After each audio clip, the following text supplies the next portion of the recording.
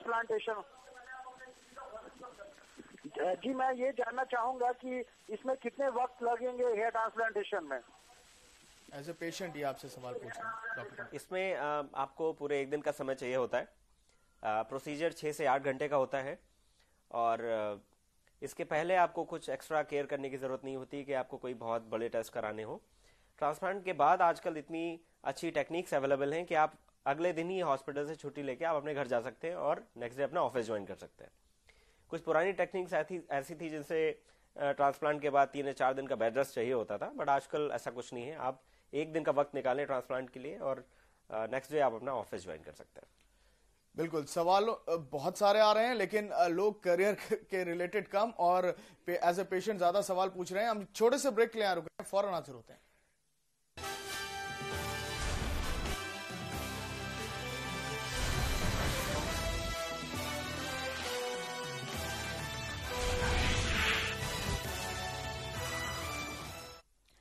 स्वागत है आप सभी का ब्रेक के बाद। करियर टिप्स में आज हम बात कर रहे हैं कि आप हेयर ट्रांसप्लांट एक्सपर्ट कैसे बन सकते हैं और इस फील्ड में आने के लिए आपको कितनी मेहनत करनी होगी और किन किन बातों का ध्यान रखना होगा। डॉक्टर पंकज हमारे साथ लगातार बने हुए हैं नोएडा स्टूडियो में और आपके सवालों का जवाब भी दे रहे हैं कि आप किस तरह से इस फील्ड को जान सके, पहचान सके और इसको, चूंकि बूमिंग फील्ड है और बहुत कम लोग इसके बारे में जानते हैं, लेकिन एक बहुत अच्छा करियर, लुक्रेटिव करियर आप इसको अगर अपनाते हैं तो पा सकते हैं।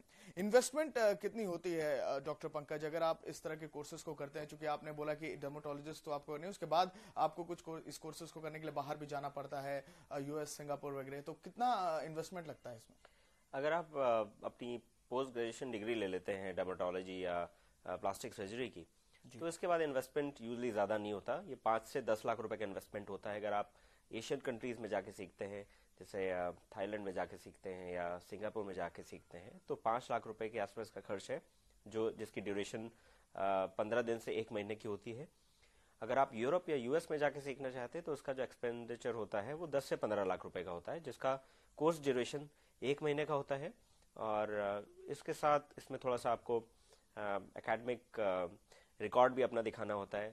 यूजली इनके लिए सीट्स कम होती हैं, कंटेस्टेंट्स ज़्यादा होते हैं, तो उसमें सिलेक्शन होता है इस क्राइटेरिया में कि आपका एकेडमिक रिकॉर्ड कैसा है और उसके बाद आपको सेलेक्ट किया जाता है।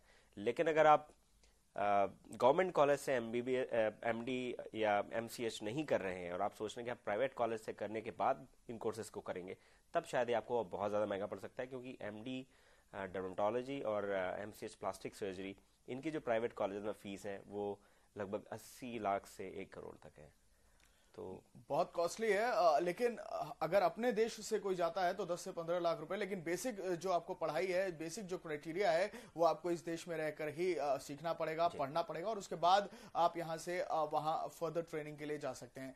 डॉक्टर पंकज, हमने पैकेजेस की बात की है, तो कोई फिक्स पैटर्न नहीं है पैकेजेस का? फिक्स पैटर्न नहीं है पैकेजेस का। ये डिपेंड करता है कि आप कितने प्रोसीजर्स करते हैं। टाइम टेकिंग प्रोसीजर है, 8 से 10 घंटे का समय लगता है एक प्रोसीजर में। तो कई डॉक्टर्स अपने प्रोसीजर्स की लिमिट तय कर देते हैं कि वो हफ्ते में 3 प्रोसीजर्स करेंगे। कई डॉक्टर्स के ऊपर इतना प्रेशर होता है कि उनको हर दिन एक प्रोसीजर करना होता है। तो डिपेंड करता है कि आप कितने प्रोसीजर करना चाहें। कुछ डॉक्टर्स हफ्ते में 1 प्रोसीजर करते हैं, बोलते हैं कि एक प्रोसीजर से ही इतनी अर्निंग हो जाती है कि आप अगर महीने में 4 प्रोसीजर करते हैं तो like 6 to 8 lakhs in a month आप आराम से कमा लेते हैं और बाकी दिन आप अपनी क्लिनिकल प्रैक्टिस में टाइम दे सकते हैं। और ये जो अर्निंग होती है ये तो लुक्रेटिव अर्निंग है, लेकिन आप लोगों का सेगमेंट क्या होता है? जो आपके पास लोग आते हैं वो किस सेगमेंट के होते हैं? क्या एक नॉर्मल आदमी भी अगर इस तरह की परेशानी से जूझ रहा है तो इतना खर्च वो कर पाएगा कि वो इस तरह का फायदा उठा पाए? जी हाँ, बिल्कुल। पहले लोग समझते थे कि सिर्फ जो उच्च वर्ग के लोग हैं या रिच लोग हैं वही लोग हेयर ट्रांसप्लांटेशन के लिए आते हैं, लेकिन ऐसा नहीं है। आजकल मध्यम वर्गीय लोग भी आ रहे हैं। और अगर आप देखें, ये लाइफ में एक बार किया जाने वाला प्रोसीजर है, इसके रिजल्ट्स परमानेंट होते हैं। तो जिसको बॉल्डनेस है और उसके लिए वो डॉक्टर से बार बार ट्रीटमेंट ले रहा है, बार बार दवाइयाँ खरीद रहा है, बार बार ट्रैवल कर रहा है, परेशान है, तो इसकी अगर आप कॉस्ट कैलकुलेट करें तो हेयर ट्रांसप्लांट से कहीं कम होती है। बस फर्क ये है कि हेयर ट्रांसप्लांट में आप वो कॉस्ट एक बार में देते हैं, लाइफ लॉन्ग रिजल्ट रहते हैं, और दूसरी तरफ आप मेडिसिन यूज करते हैं, हर महीने आप एक कुछ पर्टिकुलर अमाउंट इन्वेस्ट करते हैं और आप लाइफ लॉन्ग ट्रीटमेंट लेते हैं और उसमें रिजल्ट्स भी उतने ज्यादा नहीं आते। जी, एक और कॉलर गोड्डा से हमारे साथ मुकेश जुड़ गए। मुकेश, आपका सवाल क्या है? हमारा सवाल है कि हेयर ट्रांसप्लांटेशन कराना है तो ये भारत में कहाँ कहाँ होता है और कितना खर्च पड़ेगा? जी, हेयर ट्रांसप्लांटेशन देश के सभी प्रमुख शहरों में है। दिल्ली, मुंबई, कलकत्ता, हैदराबाद, बेंगलोर, सारे ही जो अच्छे सिटीज़ हैं उनमें अच्छे हेयर ट्रांसप्लांट सर्जन्स मौजूद हैं। और आप गोंडा में रहते हैं तो आपके लिए दिल्ली बहुत ही पास पड़ेगा। और दिल्ली में भी रेपुटेड सेंटर्स हैं, जैसे सिटी स्किन सेंटर हो गया। और इनका अगर खर्च देखें तो खर्च ज़्यादा नहीं आता, ये डिपेंड करता है कि आपको बॉन्डलेस कितनी है या आपको कितने ग्राफ्ट की रिक्वायरमेंट है।